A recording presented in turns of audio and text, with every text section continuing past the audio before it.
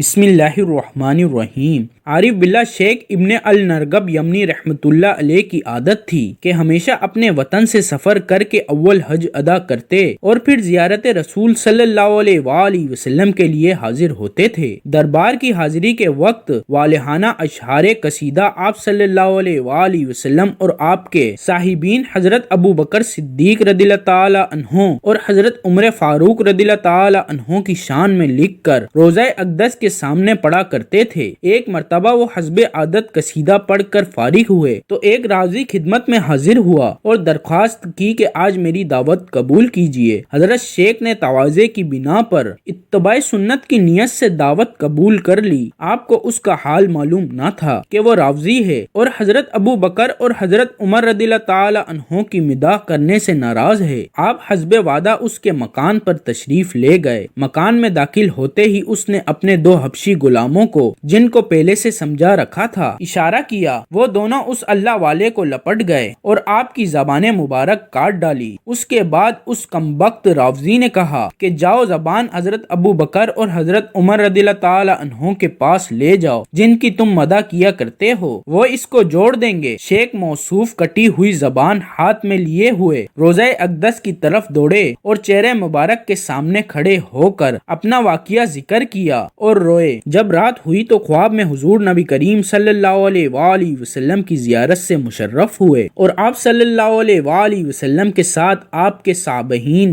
حضرت ابو بکر صدیق اور حضرت عمر فاروق رضی اللہ تعالی عنہ بھی اس واقعے کی وجہ سے غمگین صورت میں تھے۔ آپ صلی اللہ علیہ وآلہ وسلم نے شیخ کے ہاتھ سے وہ کٹی ہوئی زبان ہاتھ مبارک میں لی اور شیخ کو قریب کر کے زبان ان کے منہ میں اپنی جگہ رکھ دی۔ یہ خواب دیکھ کر شیخ بیدار ہوئے تو دیکھتے ہیں کہ زبان بالکل صحیح سالم اپنی جگہ پر لگی ہوئی ہے۔ دربار نبوت صلی اللہ علیہ وآلہ وسلم کا یہ کھلا ہوا معجزہ دیکھ کر اپنے وطن واپس آ گئے۔ آئندہ سال حج کے بعد پھر مدینہ منورہ حاضر ہوئے اور حسب عادت قصیدہ مدح روضہ اقدس کے سامنے پڑھ کر فارغ ہوئے تو پھر ایک شخص نے دعوت کے لیے درخواست کی۔ شیخ نے پھر توکل علی اللہ قبول فرمائی اور اس کے ساتھ مکان میں داخل ہوئے تو وہی پہلے دیکھا ہوا مکان معلوم ہوا۔ اللہ تعالیٰ کے بھروسے پر داخل ہوئے۔ اس شخص نے نہایت اعزاز و اکرام کے ساتھ بٹھایا اور بہت ہی تکلف کھانوں سے ضیافت کی۔ کھانے کے بعد یہ شخص شیخ کو ایک کوٹری میں لے گیا۔ وہاں دیکھا کہ ایک بندہ بیٹھا ہوا ہے۔ اس شخص نے شیخ سے پوچھا کہ آپ جانتے ہیں کہ یہ بندہ کون ہے؟ فرمایا نہیں۔ اس شخص نے عرض کیا یہ وہی شخص ہے جس نے آپ کی زبان کاٹی تھی۔ اللہ نے اس کو بندر کی صورت میں مسیح کر دیا ہے۔ یہ میرا باپ ہے اور میں اس کا بیٹا ہوں۔ اللہ تعالی ہم سب پر اپنا کرم فرمائے اور ہمیں نیک اور صالح عمل کرنے کی توفیق عطا فرمائے، آمین۔